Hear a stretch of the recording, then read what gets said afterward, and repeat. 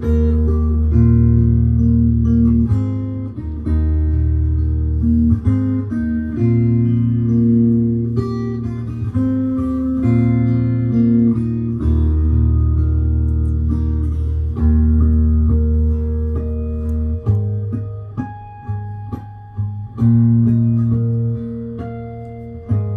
Padre, estamos muy agradecidos por cada una de tus bendiciones. Permite que estemos reunidos un grupo de tus hijos de Puerto Rico, de Florida, de Nueva York y todas las personas que van a estar recibiendo este mensaje. Todos hemos venido con un mismo propósito y es que queremos ser edificados con tus palabras.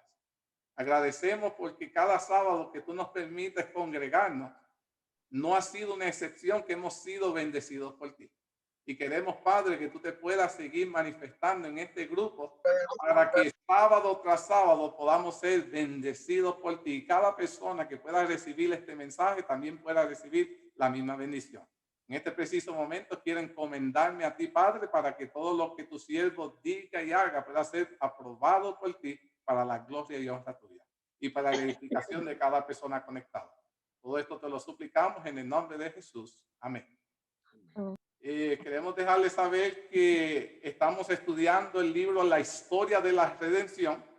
Estamos en el capítulo 9, que habla sobre la historia de la Torre de Babel. Una historia que muchas personas la han leído, la han estudiado. Cuando la leen, la gente solo piensa que es un cuento de hadas y no algo que es real para ellos. Que en este preciso momento podamos entender que esta historia fue una historia real, que tiene un significado profundo para el pueblo de Dios hoy y queremos bajo la inspiración del Espíritu Santo sacarle el máximo a esta historia. Vamos a estar haciendo preguntas y quiero escuchar tu opinión en cuanto a lo que tú conoces y bajo el libro La historia de la redención y la Biblia vamos a estar contestando esas mismas preguntas. Primera pregunta, ¿qué pasó con la descendencia de Noé después del diluvio? Sabemos que la semana pasada estudiamos el diluvio. Los únicos sobrevivientes fueron Noé, su esposa, sus hijos y su nuera. 8 personas sobrevivieron. Comenzaron ellos a multiplicarse. Ellos sobrevivieron el milagro del diluvio. Ellos fueron los sobrevivientes. Vieron la mano de Dios, el cuidado de Dios sobre ellos. Y la pregunta está, ¿qué pasó con la descendencia de Noé después del diluvio? ¿Se mantuvieron fieles o se apartaron? A ver. Faltaron algunos. Se apartaron algunos. ¿Edwicito? Se multiplicaron. Pasa lo que sucede siempre en lo que ha sucedido siempre en la historia. Al paso de los años, muchos olvidaron la grandeza de Dios porque la descendencia de Noé, unos se mantuvieron fieles, pero otros se desviaron. Porque la tendencia de la debilidad del hombre al entrar el pecado, acuérdense, no solamente está en estar convencidos de la potencia, los milagros de Dios. Muchos de los que apostataron, esa es la palabra, sabían de las grandezas de Dios, pero muchos prefieren ignorar eso porque prefieren seguir los deseos de la carne. Y muchos se rebelaron pisando terreno de la muerte. Muchas gracias, hermano Tony. Gracias por estar con nosotros. Muy bien. Gracias por recibirme. Están todos muy bien los comentarios que han hecho. ¿Cuántos hijos nacieron antes de que comenzaran a desobedecer? ¿Cuántas generaciones pasaron? Te voy a decir, no pasó ni una, porque el primero que se desobedeció fue el hijo de Noé y Noé le echó una maldición cuando se burló de él, cuando Noé se embriagó. ¿Se acuerdan de esa historia? De esa parte. Ni siquiera pasó los hijos cuando ya comenzaron los que sobrevivieron a desviarse de Dios. Interesante ese punto. Pero no me voy a desviar, vamos enfocando en la Torre de Noé. Pero quiero que entiendan que no pasó ni siquiera mucho para que los hijos de Dios se apartaran. ¿Y qué quiero dejarles saber con ese punto de vista? Que no necesariamente tiene que pasar algo grande para que tú te alejes de Dios. Aún tú viendo la mano de Dios sobre ti, si dejas de pensar en lo que Dios ha hecho por ti, te apartarás de él. Interesante ese punto. Miren esto. Dice la sierva de Dios, algunos de los descendientes de Noé pronto comenzaron a apostatar. Una parte siguió el ejemplo de Noé y obedeció los mandamientos divinos, y otros fueron rebeldes e incrédulos y ni siquiera creían lo mismo con respecto al diluvio. Ahora cada quien comenzaron a tener sus propias ideologías de lo que en realidad pasó en el diluvio. No le creyeron a sus padres ni a sus abuelos. Algunos no creían ni siquiera en la existencia de Dios. Si yo no lo veo, no lo creo. Y en sus mentes atribuyeron esa catástrofe a causas naturales. Otros creían que Dios existía y que había destruido a la raza antidiluviana por medio de un diluvio, y sus sentimientos eran semejantes a los de Caín. Se rebelaron contra Dios porque había destruido a los hombres que habitaban en la tierra y la habían maldecido por tercera vez mediante el cataclismo. Pues ya sabemos que la tierra entonces había sido ahora maldecida 3 veces, que es lo que hemos hablado las otras 2, y el diluvio fue la tercera vez. Entonces dice, ¿cómo se sentían los incrédulos con los que eran fieles a Dios? Aquellos que se mantenían fieles a Dios, ¿cómo se sentían los incrédulos hacia ellos? Bueno, sencillamente pasa algo extraño en el ser humano, que aunque pueda ver la grandeza de Dios, a veces le echa la culpa a Dios de lo que sucede.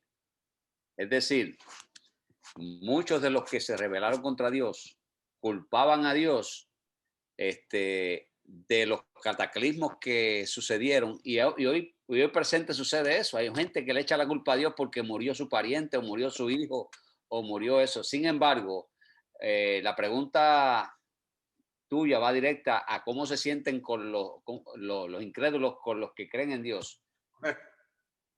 Probablemente simplemente muchos piensan que están perdiendo el tiempo, o a veces le echan la misma culpa a los mismos creyentes de las cosas que pasan, o posiblemente también esto simplemente sienta envidia, porque mira, los demonios, hay un dicho que dice por ahí que los demonios de una persona a veces se irritan con el testimonio lindo que dan los cristianos. Nada más por eso. ¿Le ha pasado a ustedes en su trabajo, en la escuela, cuando ustedes quieren hacer las cosas rectamente, quieren hacer todo bien, porque no para agradar tanto al jefe, sino porque ustedes entienden que cuando ustedes trabajan quieren agradarle a Dios? Y por más recto que tú te quieres mantener, no para llamar la atención, sino porque no quieres fallarle a Dios, siente que mucha gente se enoja con usted. Entonces dicen, este es lo que quiere es solo agradarle al jefe, buscarle el lado bueno y hacernos mirar a nosotros mal. Pero lo que la gente no puede entender, que lo que los hace ver mal a ellos es la conducta de ellos, de la forma de ser desobediente, que la conducta buena del que quiere serle fiel a Dios. ¿Le han pasado eso?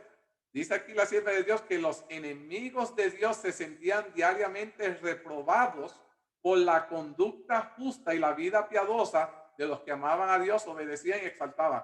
Porque ellos le eran fiel a Dios, ellos se sentían mal. Porque ellos decían, wow, lo que yo digo que es imposible hacerle fiel a Dios, esta gente me están haciendo quedar que mal, porque ellos sí están siendo obedientes a Dios. Y muchas veces el enemigo nos ha hecho pensar a ti y a mí que es imposible serle fiel a Dios, creerle a Dios. Y Dios vino a una tierra como un humano para demostrarte a ti y a mí que es posible serle que él es fiel. Entonces, si tú mirabas a Jesús, la gente se enojaron con Jesús porque todo lo hacía que hacía bien. Pues no hay una diferencia en el tiempo de Noé, en el tiempo de Jesús y en el tiempo de nosotros, que nuestras buenas conductas lo único que va a hacer que aquel que está haciendo las cosas malas se enoje con usted, porque tu conducta ideal lo único que hace es reprobar la conducta de ellos. Les hace ver a ellos que lo que ellos están haciendo está mal. Mal. Entonces viene esta pregunta que es sumamente importante. Dice, como ellos no podían continuar juntos, porque cada vez que los siervos de Dios se mantenían fieles y ellos se sentían reprobados, se sentían mal, ¿qué decidieron hacer? Porque constantemente se pasaban argumentando. ¿Qué decidieron ellos hacer según en el libro de Historia de Redención? Separarse, ellos quisieron separarse, fueron su propio camino. Dijeron, ¿sabe qué? No podemos estar con estos religiosos que creen en Dios. Nosotros tenemos nuestras propias filosofías, nuestra propia ideología de cómo hacer las cosas. Y como dijo la hermana Josie, muchas gracias, decidieron separarse. Pero déjenme dejarle claro esto, decidieron separarse de los fieles.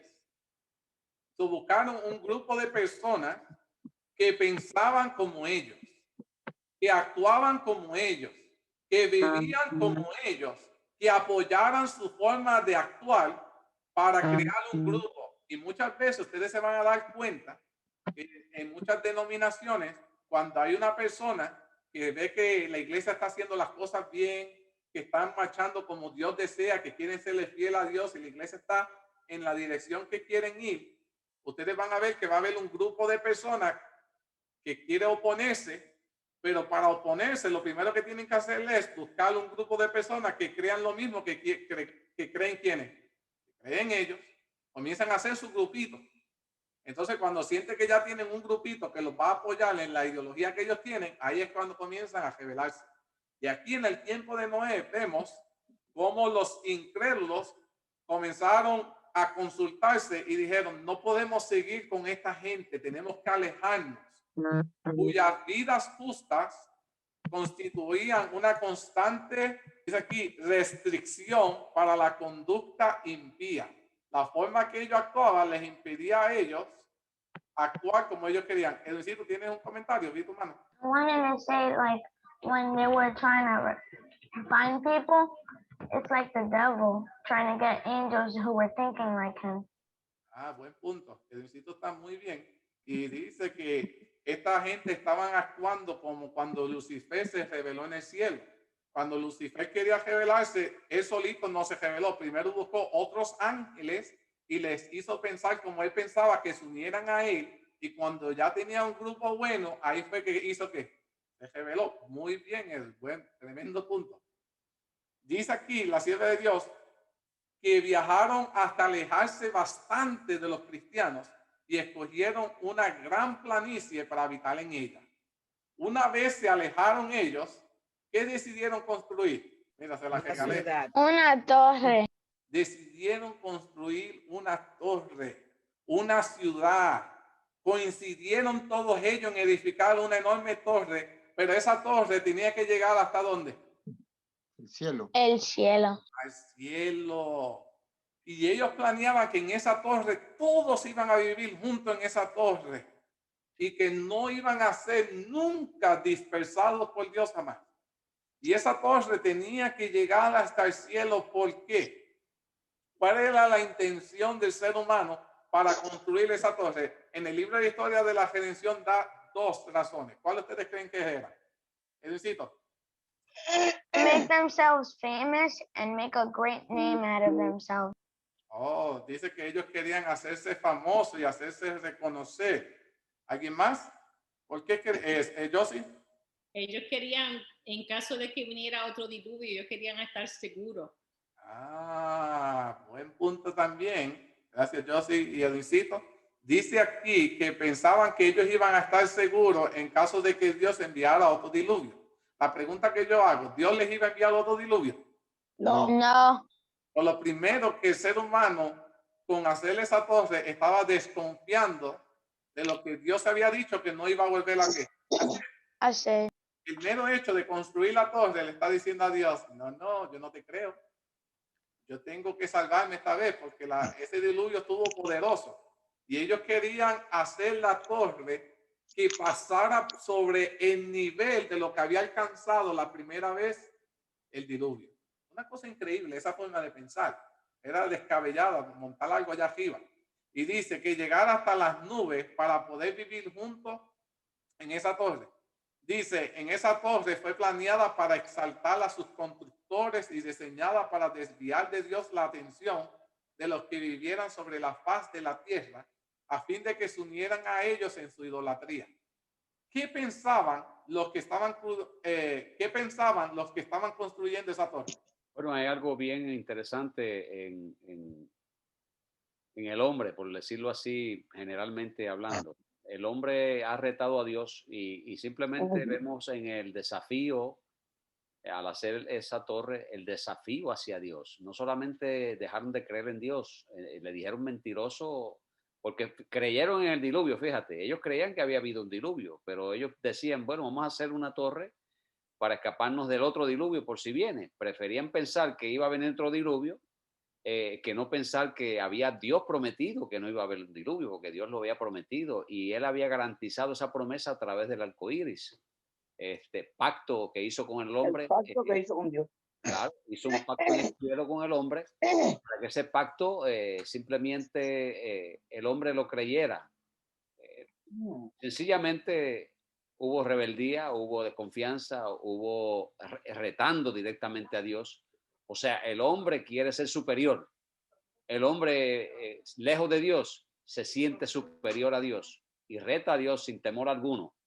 Por eso es que el ser humano, aunque es el ser pensante y tiene razón, se convierte en un ser peligroso, peor que toda criatura que hay en el mundo, lejos de Dios. Sí, yo quería añadir a eso, ellos querían alcanzar seguridad y también averiguar las causas del diluvio, ¿no? ¿Por qué habían sido? Bien. Ellos querían llegar allá al tope del cielo y mirar cómo había Dios hecho eso del diluvio. Y no solo eso, dice que habían habitaciones amuebladas y decoradas para ser dedicadas a sus ídolos. Entonces, mírense en esto. Una generación salvada por Dios, 8 personas, saben que solo existe un Dios. Ya esto es una generación que sabe que solo hay un Dios verdadero. Todo lo que antes existía, que era del pecado, había sido destruido. 8 son y ahora reconocen que la mano de Dios es el Dios todopoderoso. Antes del diluvio nunca llovió el cielo, tenía una apariencia visual distinta, una capa de humedad rodeada al planeta. Y por eso que hoy encontramos miles de fósiles cuando cayó el diluvio. La Biblia dice que cuando el diluvio llegó, fueron abiertas las compuertas del cielo. El primer arco iris fue de muchas evidencias de que el diluvio había cambiado drásticamente la tierra, porque antes no existía ni siquiera el arco iris. Por primera vez en la historia, el hombre pudo mirar directamente la magnificencia del sol resplandeciendo y sentir su calor. Ahora Dios tiene que enviar el sol para que comience a calentar, ¿qué cosa? La tierra, para que el agua ¿qué? Se evapore y comience a bajar. Pero miren en esto. Y Dios, utilizando el sol para lograr esto, dice, la gente reconoció que el sol había ayudado a secar la tierra después del diluvio y de ahí renaciera la vegetación. Así que en vez de adorar al Dios que creó el sol, los constructores de Babel consideraron al propio sol como el objeto de su adoración. Nadie en aquel entonces creía en otro Dios, y como vieron cómo Dios utilizó el sol de una manera tan extraordinaria, ahora comenzaron ellos a hacer el sol su ¿qué? Su Dios. Interesante ese punto, ¿verdad? Dice aquí, los seres humanos se comenzaron a exaltarse a sí mismos frente a Dios, construyendo esa torre. ¿Y qué Dios decidió hacer y cómo Dios lo hizo? ¿Qué Dios decidió hacer y cómo lo hizo? ¿Edwicito? He changed their languages. Edwicito dice que cambió su lenguaje. And how, I don't know. Ahora se lo vamos a decir. Dice, se exaltaron a sí mismos frente a Dios. Pero Dios no permitiría que completaran su obra. La torre alcanzaba ya una gran altura cuando el Señor le envió 2 ángeles para que los confundiera en su trabajo. Se había encargado a ciertos hombres que recibieran indicaciones de los que trabajaban en lo alto y que pedían materiales para su trabajo. Se le decía, Luis, pásame el martillo. Y Luis iba, Tony, necesito un martillo. Y Tony le iba, Edwincito, necesito un martillo. Pero ahora Edwincito escuchó, di que sieja. Y allá viene Edwincito y le dice, María, necesito una sieja. Y María entendió, necesito una escoba. Y siguieron así. Y ellos entendían otra cosa. Cuando llegaba allá arriba, lo que llegó fue un cepillo de dientes. Pero yo no te pedí eso, yo lo que empecé fue con un martillo. Entonces comenzaron a ellos a molestarse porque ellos no tenían algo para subir y bajar las cosas. Era que eran en cadena. Tú le decías y pasaba el mensaje y seguían bajando, bajando, bajando. Y así era que los materiales iban subiendo y bajando. Como Dios vio que ellos tenían todo un mismo idioma y que no iban a desistir de la construcción, Dios dijo, tengo que hacer que el ser humano pare esta obra. Y de la única manera que logró Dios en su infinita conciencia lograr hacer esto, porque mientras el ser humano permaneciera con el mismo idioma, sea que lo hicieran allí, lo iban a hacer en otro lugar. Entonces, Dios, ¿qué hizo? Confundió las lenguas. De ahí sale la palabra Babel, que significa, Está buena para recibir gente. dice, a medida que el mensaje pasaba de uno a otro en su descenso, los ángeles confundieron sus lenguas, y cuando él pidió, llegó a los obreros que estaban abajo, les se proveyó material que no habían pedido. Y cuando después de un laborioso proceso de llegaban los obreros que estaban en la cumbre, no eran los que querían, chasqueados, enojados, reprochaban entonces a los que se suponían culpables, y comenzaron ellos a pelearse allí en la torre. Entonces, ya cuando no hay un equipo de trabajo, ¿qué pasa? La construcción se echó abajo. Entonces, ¿qué decidieron hacer los obreros al ver que no se entendía? ¿Qué decidieron hacer ellos? Go with the people they could understand. Irse con la gente que los pudiera entender. ¿Qué más? Hermano Tony. Sí, formaron grupos de los que sí hablaban el mismo idioma y fueron separándose. Es decir, fueron formando su propio, digamos, su propio pueblo, su propio grupo. Y dice el libro de la redención y lo que comenta con relación a eso, que se separaron por grupos y se fueron dispersando por la tierra. Interesante ese punto. Después de esto no hubo armonía más en esa torre. Y de la única manera en que podían haber armonía entre las personas era que se congregaran entre los que tenían el mismo idioma. Interesante ese punto, ¿verdad? Dice que enojados los unos con los otros, sin saber a quién atribuirle los malentendidos y las extrañas palabras que oían, porque eso nunca había pasado, abandonaron la obra, se separaron los unos a los otros y se esparcieron por toda la tierra. Hasta ese momento los hombres habían hablado solo un idioma, pero mientras ellos bajaban de esa torre y se iban a ir alejando, Dios decidió hacer algo como señal de que él no estaba de acuerdo con esa torre. ¿Qué envió Dios? ¿Qué Dios hizo para demostrarles a ellos que él estaba en desacuerdo? Un rayo que destruyó la torre, la cima de la torre. Un rayo que cayó del cielo como una señal de la ira divina. Destruyó la parte superior de la torre y la arrojó por tierra. De esa manera, Dios quiso mostrarle al hombre rebelde que Él es el Ser Supremo. Que por encima de Dios no hay absolutamente Nada. Ay, muy bien. Ahora, ¿me da tiempo? Sí, tengo el tiempo y lo voy a aprovechar. Dice aquí me busqué en el libro de Patriarcas y Profetas para reforzar lo que dice Historia de la Redención. Hay 6 maneras en que la Torre de Babel se constituye un modelo para todas las subsiguientes religiones creadas en el hombre. Número 1, saqué 6 cosas. Número 1, ¿por qué la Torre de Babel no era apropiada? Era un monumento a la salvación por las obras. La Torre de Babel significaba, ok, si Dios me envía un diluvio, nosotros nos vamos a salvar por lo que nosotros hemos creado. ¿Me van entendiendo? Por lo que yo puedo hacer y no por lo que Dios puede hacer por mí. Dice, los constructores de la torre no eran ateos.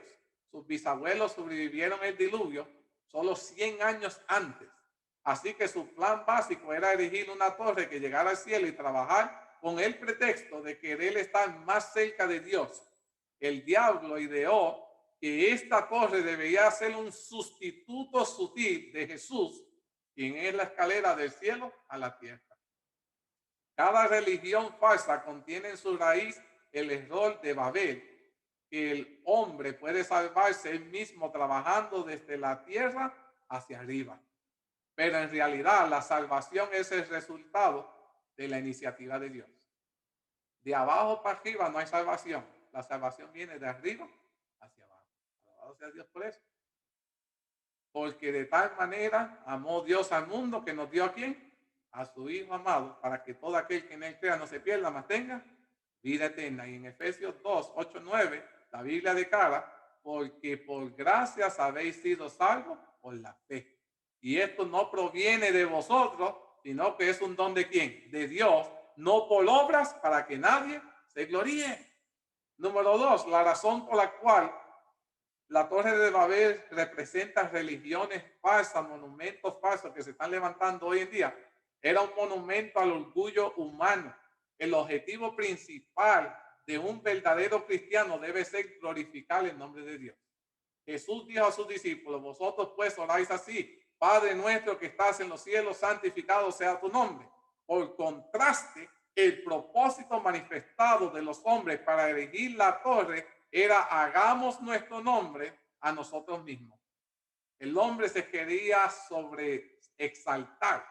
Número 3, era un monumento a la desobediencia de la humanidad y un desafío a la voluntad de Dios. Inmediatamente después del diluvio, Dios bendijo a Noé y a sus hijos y les dijo, fructificar y multiplicaos y llenar la tierra. Se les ordenó claramente que se dispersaran por el mundo y repoblaran la tierra, de modo que construir una torre para que todos vivieran en un mismo edificio iba en contra de lo que Dios le había establecido a ellos al principio. La gente creía que la fuerza dependía de cuanto fuera y resistieron el plan de Dios, porque dividirse hubiera debilitado su poder. Y Dios colocó a la primera familia en el huerto, pero los constructores de Babel como Caín decidieron construir una ciudad. Número 4. Era un monumento a los logros humanos, la sabiduría, la tecnología, las técnicas empleadas en la construcción de ese colocal edificio eran los más avanzados en aquel entonces. Se esperaba que al terminarse la majestuosa torre deslumbrara a todo el que la contemplara y trajera la gloria y la atención a los diseñadores y a los ingenieros. En otras palabras, intentaban desviar la atención de la gente de la creación de Dios y dirigirla hacia las obras del hombre. Aún hoy en día, mis queridos hermanos, inconsistencia en una religión porque se sienten atraídos por la magnificencia de los templos, las iglesias y las catedrales. Muchas veces la gente va más a la iglesia por cómo la iglesia se ve, cuánto muda es, y no por lo que se predica en esa iglesia. Y esas son las cosas que se sacan de la filosofía de la iglesia de Babel. Dice, número 5, en un monumento a la incredulidad de Dios y su palabra, Dios había dado un pacto claro y lo había sellado con un arco iris diciendo, ya no habrá más diluvio para destruir toda carne. Pero los arquitectos de Babel dudaban de la palabra de Dios. Uno de los propósitos para la construcción era que fuese más alta que el nivel del agua del diluvio para preverle un refugio en caso de que Dios no cumpliese su promesa. ¿Qué forma de pensar es esa, verdad? En vez de continuar en que Dios los protegería, les proveería, les preservaría, ellos pusieron su confianza en una torre. Y número 6, era un monumento al cielo en la tierra. Una y otra vez el hombre ha tratado de crear un reino en la tierra que elimina a Dios y la necesidad de alejarse del pecado.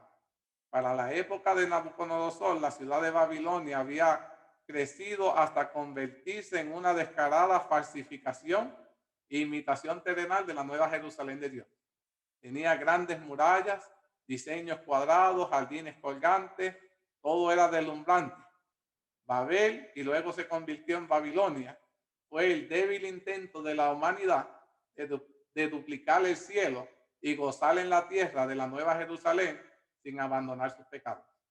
Mira qué cosa, el hombre quiere crear una ciudad como lo que esperan vivir en el cielo sin dejar su vida de pecado. En Babel, Dios confundió el lenguaje del hombre de modo que sus habitantes no pudiesen unirse en rebelión. Pregunta que yo les hago. En nuestro tiempo, Dios ha tenido que frenarnos. ¿Qué ustedes piensan? Obviamente, yes. Yeah. Muchas veces ha tenido que frenarnos. es mi experiencia personal. No sé a cada uno de ustedes, pero en mi experiencia personal, Dios ha intervenido muchas veces en mi vida, frenándome a mí mismo del caos, porque si yo fuera por mí mismo, me hubiese descarrilado y hubiese acabado en la muerte eterna, y Él no quiere que ninguno de nosotros perezca. De hecho, Él lo ha dado todo para salvarte a ti y a mí. Pero nosotros somos realmente linaje rebelde, por así decirlo. Yo no quiero decir con esto, ¿verdad?, que no estamos luchando cada día. Yo sé que cada uno de nosotros estamos luchando para alcanzar esa salvación maravillosa, pero como tú dijiste, no es por obras. Tenemos que depender profundamente del poder y el amor de Dios, de Jesús, para poder vencer. Y eso solo se logra dependiendo de Jesús y manteniendo una relación estrecha con Él. Qué triste y es una realidad. Y como está diciendo Tony está viendo su corazón como nosotros, es una triste realidad porque el Señor tiene que pararnos. Porque si Dios nos deja muchas veces de la manera como nosotros vivimos, queremos hacer las cosas, nosotros seríamos la causa de nuestra propia destrucción. Y Dios muchas veces tiene que esforzar, detener la construcción de cómo nosotros estamos viviendo nuestras vidas con la única intención de salvarnos.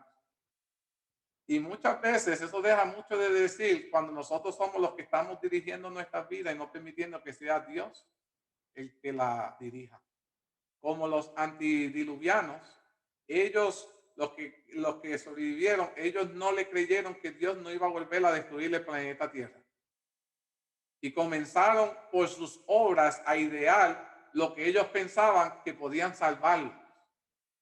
La pregunta está para nosotros hoy. El mensaje último que Dios nos dejó es que Él iba a volver. Dios vuelve en su segunda venida por su pueblo.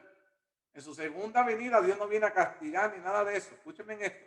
En su segunda venida Dios viene por su pueblo. Y si nosotros creemos que somos su pueblo, tenemos que prepararnos, aunque los demás no quieran prepararse. Entonces, el ser humano sabe que van a acontecer ciertos desastres. El ser humano no está ajeno de los desastres que están por acontecer. Pero el ser humano está preparando hogares subterráneos, en cuevas. Tienen planos para crear cosas para vivir en el espacio. Y muchas de esas personas que estaban creando estas cosas, dicen ellos, si Dios y tienen cosas almacenadas para estar años metidos bajo la tierra. La gente que se quiere ir al espacio, si Dios decidiera destruir el mundo, estamos listos para decirle a Dios que no nos va a destruir a nosotros. Esta es la mentalidad a lo que el ser humano ha llegado porque confía más en sus obras y no queremos depender de la salvación que viene de Dios. Es triste. Y Dios está haciendo un llamado a nosotros, sus hijos, a hacernos a nosotros hoy a pensar en quién está puesta mi confianza. Mi confianza está puesta en Dios o en mis obras, en lo que yo puedo hacer para salvar. Y muchas veces queremos ir a la iglesia, y voy a ser muy cuidadoso con lo que voy a decir, pero aún nosotros yendo a la iglesia, cantando, leyendo la Biblia, dando estudios como estoy dando yo ahora, tenemos que tener cuidado de pensar que aún haciendo estas obras, las hacemos con la intención de salvar. Aún haciendo cosas buenas, tenemos que tener cuidado de que esto no sea la razón que tú piensas por la cual te vas a salvar. Porque en todo momento nuestra salvación depende de lo que ha hecho Cristo Jesús en la cruz. Hermano Tony. Me dejas citar un pasaje referente a lo que estás hablando. Y muchos dirán aquel día, Padre, en tu nombre hemos hecho milagros, en tu nombre hemos profetizado, en tu nombre hemos echado fuera demonios. Y yo os contestaré, dice la Escritura, apartado de mí, hacedores de maldad. Es muy cierto lo que estás diciendo, Eddie. Tenemos que estar completamente seguros, buscar la verdad de la Escritura y en la entrega total a Jesús para que nosotros no caigamos en esa posición pensando que estamos en el camino correcto y pudiéramos estar en el error. De hecho, eso solamente lo determina el ser que abre su corazón para dejar que Dios obre en su vida, lo transforme, lo encamine y lo haga un instrumento poderoso en sus manos. Ahora, voy a leerle esta corta meditación y de ahí voy a entrar al espacio de sus preguntas. Dice aquí, Romanos 11:29, porque irrevocables son los dones y el llamamiento de Dios. En el 1989, un terremoto de magnitud 8.2 grados en la escala de Richter arrasó en Armenia en menos de 4 minutos. En medio de la total devastación y el caos, un padre corrió hasta la escuela, en la escuela que estaba su hijo, donde esperaba encontrar a su hijo y vio que la escuela se había derrumbado totalmente. Al llegar allí, descubrió que el edificio estaba completamente destruido, los cimientos, todo estaba abajo. Envuelto en llanto, recordó la promesa que le había hecho a su hijo. El papá se recordó y le dijo, pase lo que pase, mi hijo, pase lo que pase, yo siempre estaré contigo para ayudarte. Cuando se recordó de esa promesa, fue allí, cuenta esta historia, en la ubicación de la aula donde sabía que su hijo cogía la clase y comenzó a remover escombros tras escombros. Y otro padre y otra madre y los bomberos y las policías, todos con buenas intenciones querían disuadirlo y le decía, ya, no sigan removiendo. No hay posibilidad que alguien pudiera sobrevivir. Para. Y la señora la aguantaba. Yo sé, mi hija fue otra de las que está muerta ahí, pero tenemos que consolarnos. Detente. Y el padre seguía removiendo escombros. No le importaba. Se recordaba que le hizo una promesa a su hijo. Fuera vivo, fuera muerto. Él iba a remover escombro tras escombro para sacar a su hijo. Porque él prometió que lo iba siempre a ayudar.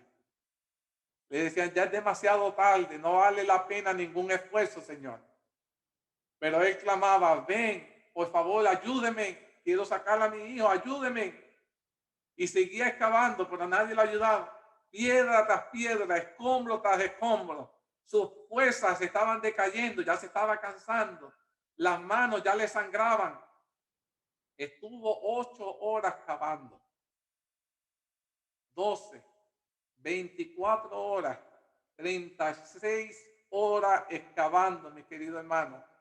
Y cuando ya llevaba 38 horas cavando, al retirar un gran trozo de piedra, oyó la voz de su hijo y lo llamó con toda su fuerza, Armando. Y emocionado escuchó la voz de su hijo. Era débil, pero segura. Papá, les dije a los otros chicos que no se preocuparan, que tú nos ibas a salvar. Tú me lo prometiste, que pasara lo que pasara, siempre ibas a estar conmigo. Aquí están 14 de los 33 alumnos. Tenemos miedo, tenemos hambre, tenemos sed, pero gracias a Dios que está aquí, papi. Cuando se derrumbó el edificio, se formó una cuña, una cámara de aire que le salvó la vida a esos muchachos. Cuando yacen bajo los escombros del pecado, tú y yo, ya casi sin oxígeno, sin ninguna posibilidad de salir por nuestros propios miedos o medios, cuando necesitamos de un equipo de rescate que actúe con urgencia, perseverancia y sacrificio, somos la única oportunidad tú y yo para muchos. Nuestro Padre con corazón sangrante clama y nos dice, ¿ustedes me van a ayudar? I died to save all these people. Will you help me save them? Dios murió para salvarnos a cada uno de nosotros. Y todos estamos debajo del escombro. Y Dios nos está diciendo, ¿me vas a ayudar a salvarlo? Quiero salvar a mis hijos. Están todos debajo del escombro. Y quiero contar con tu ayuda para salvarlos. Dios está haciendo un llamado a cada uno de nosotros. Porque debajo de esos escombros pueden ser nuestros hijos, nuestra hija, nuestro papá, nuestro compañero de trabajo, nuestros seres queridos. Están debajo del escombro con el peso del mundo sobre ellos, asfixiándolos, haciéndolos padecer hambre, frío, miedo y temor. Y lo único que estos seres están esperando es confiando en nuestra palabra de que nosotros los cristianos siempre vamos a estar allí para ellos, esperando nuestro auxilio. Y tristemente el único que está removiendo los escombros es Dios. Y Dios hoy está llamando a nuestra iglesia y diciendo, puedo contar con tu ayuda, me vas a ayudar. Quiero salvarla a uno más, pero quiero hacerlo contando contigo, mi querido hermano.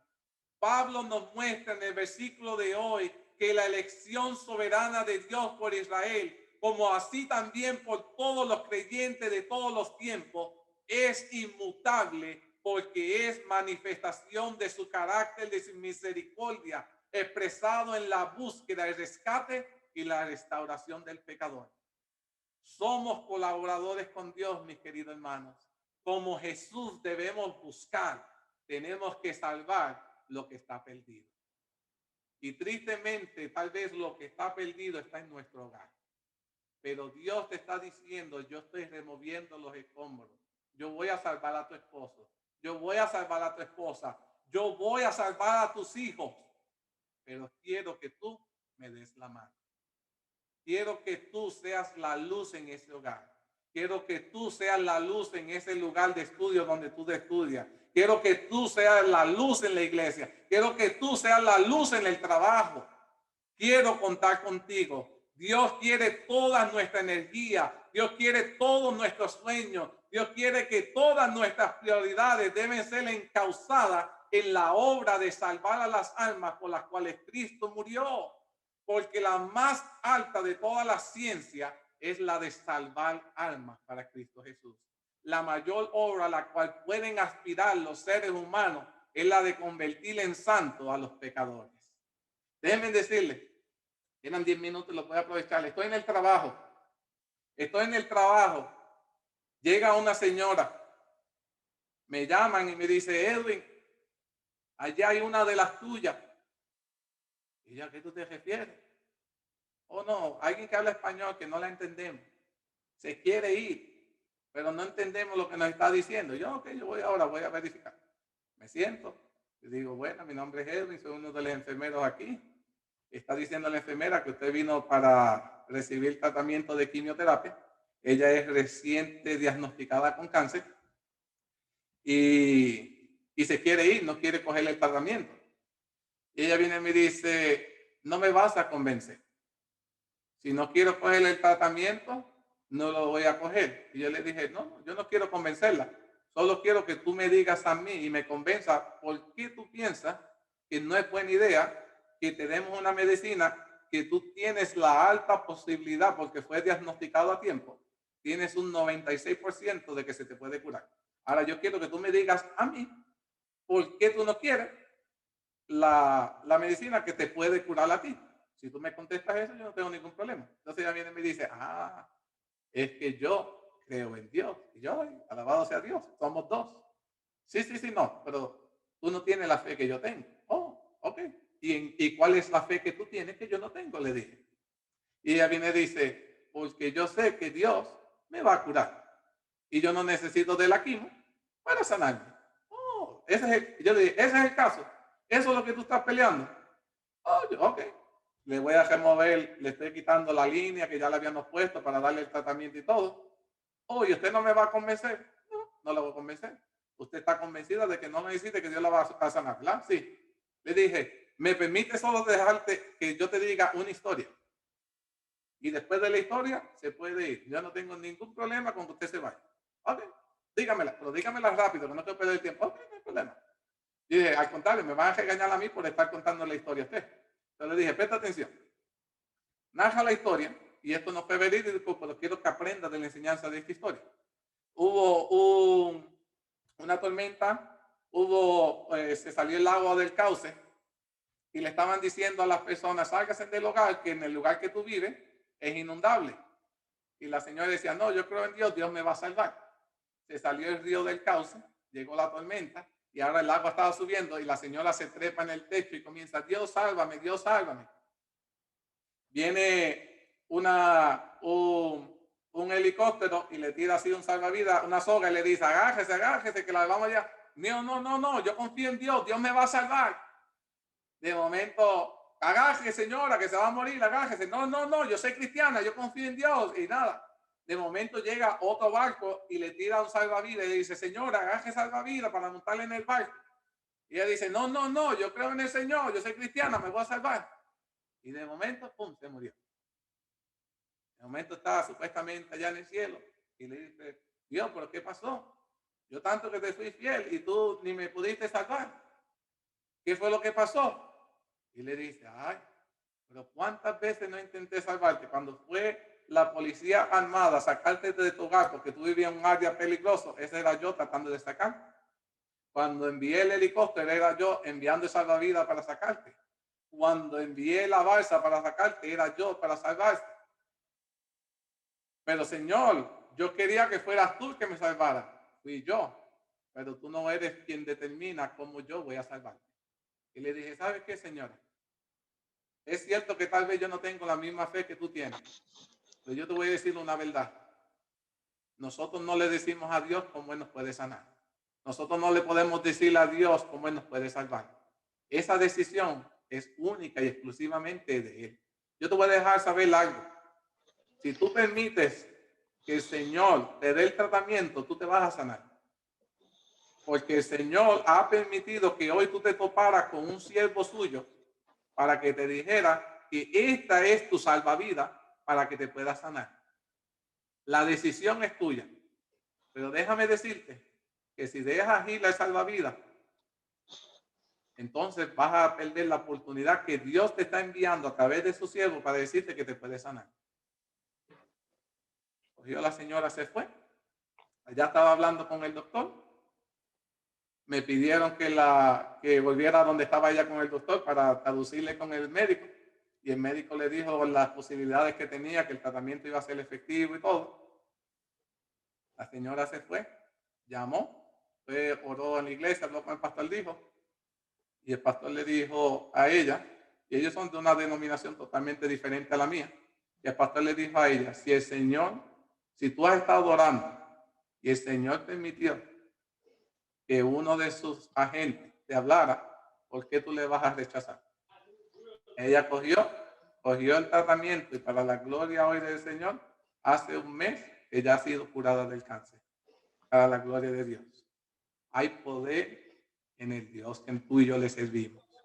Y no importa, mis queridos hermanos, en el lugar que nosotros nos encontremos, la mayor obra y la mayor satisfacción que yo tengo es salvar una alma para Cristo. Dios me ha dado la bendición de tener un lugar en el que yo puedo trabajar para expandir la esperanza. Pero tú y yo podemos alcanzar a muchas personas de los escombros de este mundo, del peso de este mundo. Si queremos aceptar el llamado que Dios nos da, ¿me vas a ayudar?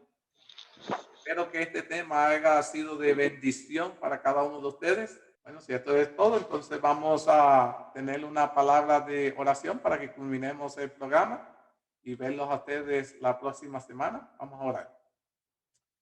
Querido Padre, estamos muy agradecidos porque aún en un tema que muchas personas piensan que es historia de niños, podemos ver grandes verdades. Que tú, Señor, nos está enseñando que tenemos que tener nuestra confianza en ti. Que no somos salvos por lo que construyamos, por lo que queremos hacer por nuestras obras, sino por lo que tú, Señor, has provisto. Te alabamos y glorificamos porque la provisión fue perfecta. Nos diste a tu Hijo. Permite, Padre, que el sacrificio de Cristo Jesús no haya sido en vano en nuestras vidas. Que cada uno de nosotros tomemos el tiempo en esta tarde de decir, Padre, aceptamos nuevamente el sacrificio tuyo. Permite, Padre, que ese sacrificio y esa sangre me pueda limpiar de todo pecado. Que pueda vivir en esta tierra mientras tú vienes una vida recta, una vida que dé ejemplo al mundo de que todo lo podemos en Cristo que nos fortalece. Que venga la enfermedad, que si viene el dolor, el malestar, todo lo podemos en Cristo que nos fortalece. que la gente pueda ver tus milagros en un pueblo que te es fiel y quieran servirle al Dios que nosotros le servimos. Pero ayúdanos a nosotros ser la luz que ellos necesitan. ¿Hay alguna persona que está pasando por algún momento de aflicción, de dolor? Queremos seguir pidiendo por las enfermedades de nuestros hermanos que están sufriendo. Queremos pedir por nuestros hijos. Queremos pedir por nuestra familia. Para que tú, Señor, puedas seguir obrando de una manera muy especial. Y sobre todo nos permita estar listos para verte venir en gloria. Y poder irnos a vivir contigo por la eternidad. Gracias te doy por todas las personas que se han conectado hoy. Porque sé que de alguna manera han sido bendecidos. Gracias te doy por aquellos a quienes vamos a compartir este video. Porque ellos también van a ser alcanzados y bendecidos por él. Gracias te doy porque somos agentes de bendición y porque tú nos estás llamando a esta tarde a ayudarte a salvar una alma más. Pon en nuestros corazones a esa persona que tú deseas que nosotros alcancemos y ayúdanos a hacer todo lo que nosotros podamos bajo la dirección de tu Espíritu Santo para alcanzarla para ti. Todo esto te lo suplicamos y te suplicamos que puedas continuar bendiciendo este grupo. En el nombre de Jesús te lo suplicamos y te lo agradecemos todo. Amén, amén y amén. Dios me los bendiga. Estamos muy contentos.